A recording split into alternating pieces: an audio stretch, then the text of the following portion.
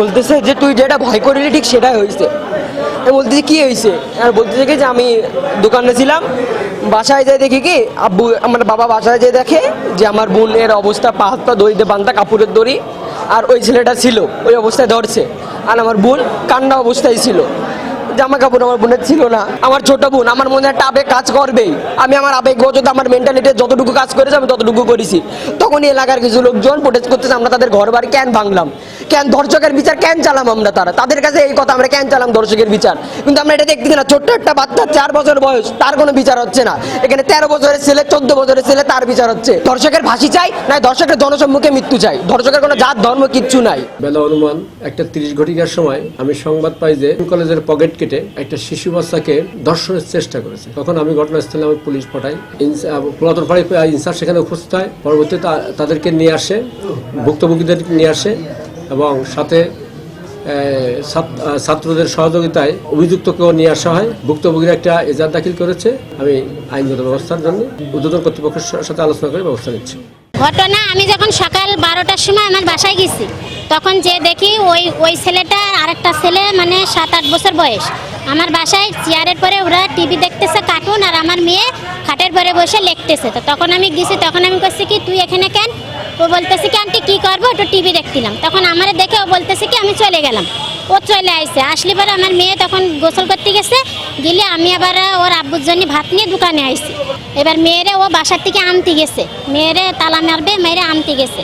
তখন যে দেখে যে ওই ছেলে আমার মেয়ের গার পরে উলঙ্গ অবস্থায় হুস্তাস্তি করতেছে, আমার মেয়ের পা বাঁধা, আমার মেয়ে কাঁদতেছে চিল্লাচ্ছে। যখন ওর বাপ যে ওরে 2 চড়মার মারতে গেছে, ওর বাপের কাছে জোর করে ও পালাই চলে গেছে, মানে ওরা ধরতে পারিনি, ওরা দৌড়াচ্ছে, ও পালাই চলে গেছে। আমি চাই যে ওর কঠিনভাবে ব্যবস্থা হোক, কঠিনভাবে ওর শাস্তি হোক, ওর বাপ ছেলে দুটোরই শাস্তি পাক।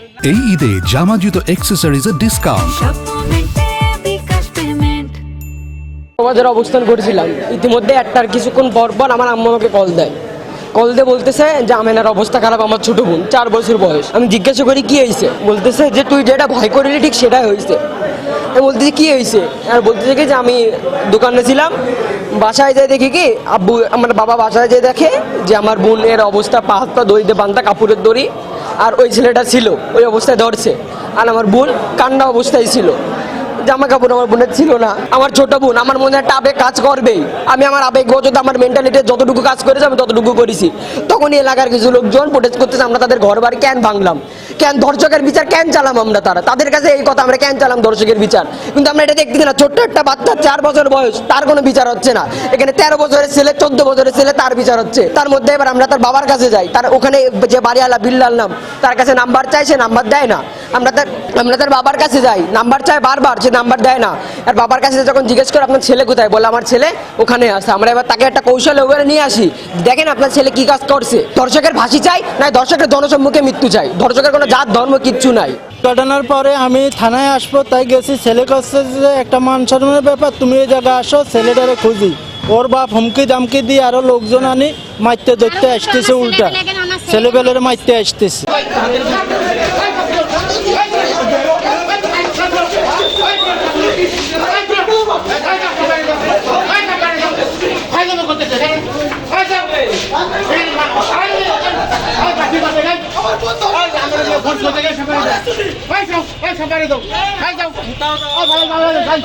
আমরা কোথাও যাবো না।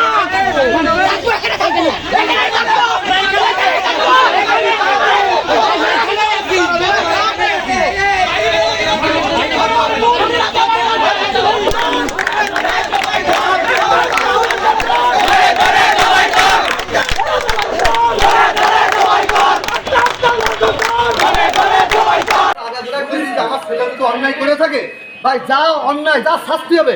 আমি